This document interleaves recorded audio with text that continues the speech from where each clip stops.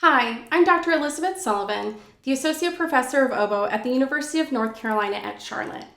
Today, I'm here to work with you on some practice tips for the oboe audition solo for the All-District Audition, and this is from Rotation 2, Handel's Sonata No. 3 for oboe. You'll be working on a slow movement, the Adagio, and a portion of the Allegro second movement.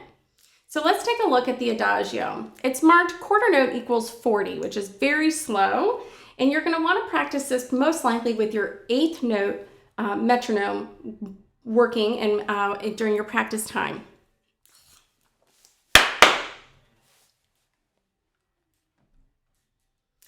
Hi, I'm Dr. Elizabeth Sullivan, the Associate Professor of Oboe at the University of North Carolina at Charlotte, and I'm here to work with you today for some practice strategies for the All-District Oboe Solo for Rotation 2. And this year it's Handel's Sonata No. 3 for oboe, the Adagio movement, and a portion of the Allegro movement. Let's start with the Adagio. It's marked quarter note equals 40. My recommendation to my students is to work with the metronome on clicking away at the eighth note pulse and to actually hear the metronome clicking at 80 beats per minute. This is a lot easier to practice the 16th notes, the trills, the resolutions, and you can scale that back to just the quarter note pulse after you've learned the movement and learned all of the rhythm that's included here. One of the hallmark features of music from Handel's time period, Baroque time period, some of the ways that we express through ornamentation. And so you're going to hear in this movement some places where we would typically call them sighs, so kind of a press into the sound. You're going to hear some trills and some different grace notes as resolutions, and these are all to add ornaments or embellishments to an already beautiful melody, but to also add drama and excitement to a very slow movement. We see this right from the onset, and you're going to take this idea and apply it to the whole movement. In measure 1 and 2, we have several places where there are tenuto markings over the notes in the edition that you've been given. This is not a typical band music tenuto, but a Baroque time period tenuto, which really kind of means a press into the sound as if you're pressing into your arm. You're going to press into the sound and into the note and then resolve or come away from the note when you move to the next note. You're going to see this on beat 3 in measure 1, the downbeat of measure 2, and other places that look just like that. Let's try that and you can hear it.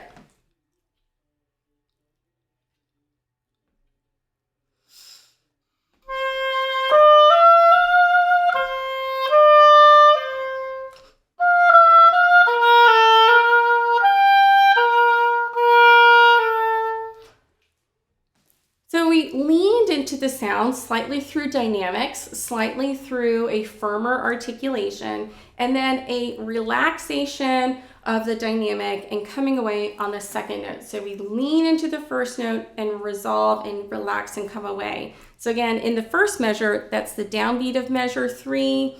Measure 2, it's on the downbeat of 1, and on the downbeat of 3. This is going to get repeated throughout this movement.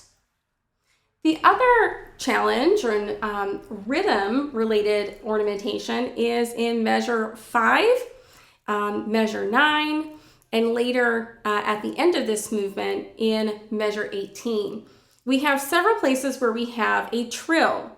Now, all of the trills in this movement start on the same note as the note that came right before it. So let's take a look at measure 5 as the example.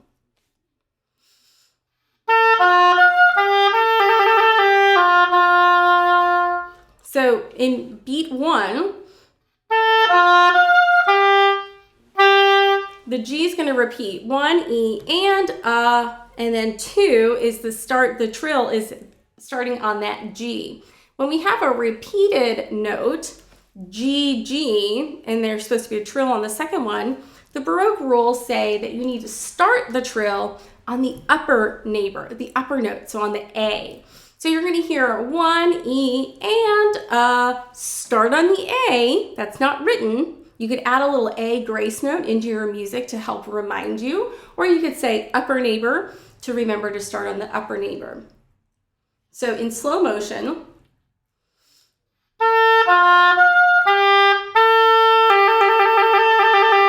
finish the trill on the G, on the lower neighbor.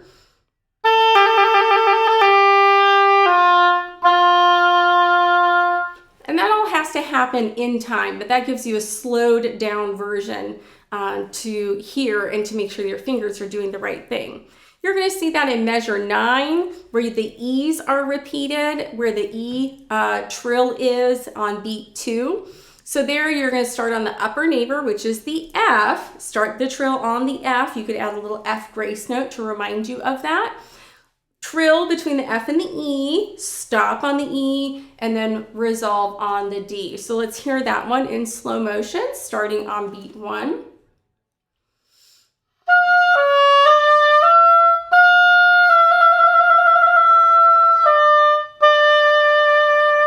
So again, starting on the F, upper neighbor, trill, finish the trill on the written E before you resolve to the D.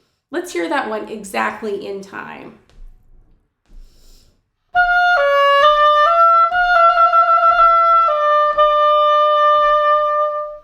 You don't have to wiggle for forever. You can absolutely control the exact number of wiggles that you're going to do for your trill. The last one in measure 18 is the G trill that we just took a look at. That's the same exact note pattern from measure 5.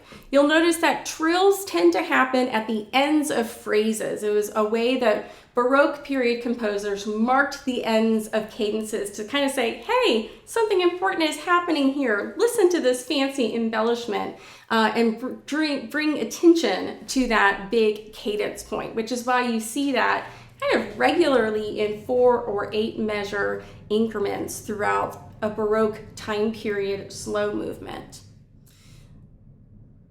Now, the other item from this movement that I want to draw your attention to is that there are a few places with accidentals. In Baroque time period music, anytime that there's an accidental, you should perk up your ears and perk up your eyes and say something important is happening here, and musically I need to draw attention to it. So the first time that we see an accidental will be in measure 7 and then again in measure 9. In these places, we really want to lean into the note, kind of again, that idea of pressing into the note and musically, dynamically drawing attention to the accidental and then resolving and kind of relaxation away from that. So in measure 7, we have a C sharp.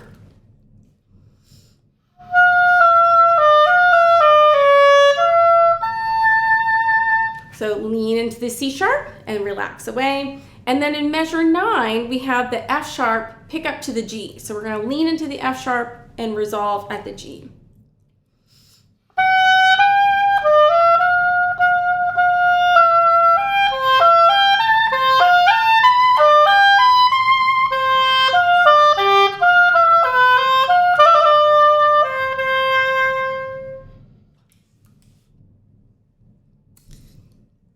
So let's move on to the fast movement. All right, let's finish up this exercise with taking a look at the fast movement, at the Allegro. I recommend learning this slow, setting your metronome far below the 108 tempo marking, and practicing and learning this really stable, very evenly. So take a look at measure 1 and 2, for example. We're going to practice it actually with the eighth note on. 1 E and a, 2 E and a, 1 E and a, like that.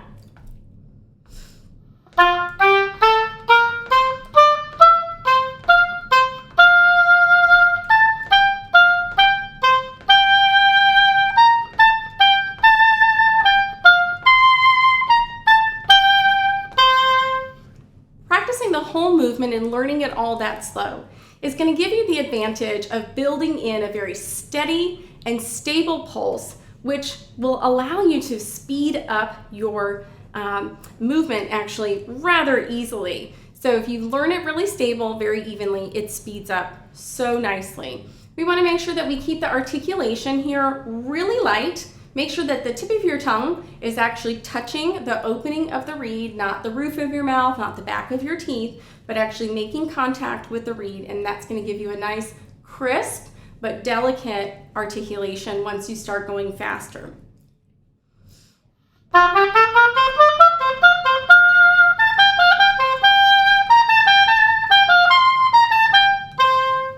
It doesn't need to be a sharp staccato with a really firm tongue to the reed. That's going to make it sound rather mechanical and really heavy.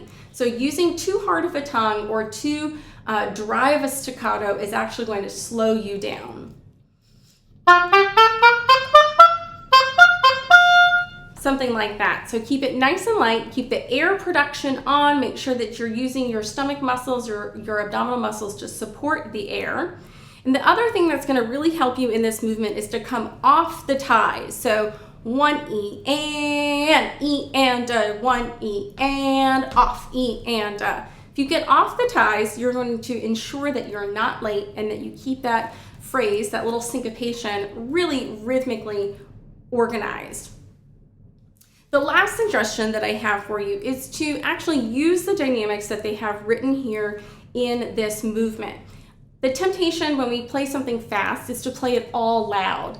And we really want to show off our maturity as a musician. And so where you see the pianissimos, where you see the mezzo piano, go ahead and really commit and do that shaping. In the Baroque time period, we would have used what's called terraced dynamics. So not as many hairpins that we see in modern music, but more of stair-step effect. I want to show that to you in measure 11 and connecting that into where we see the forte that's in measure 14.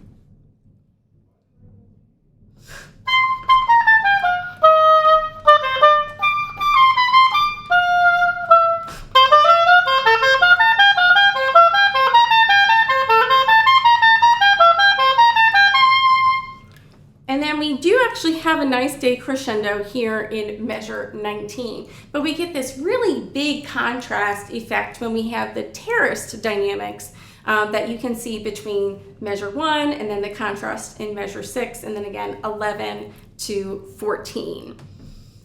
I hope that you have great practicing with this piece, that you enjoy learning it. Listen to all of the great recordings that are out there. Play along, listen, and be sure to practice slow before you go fast.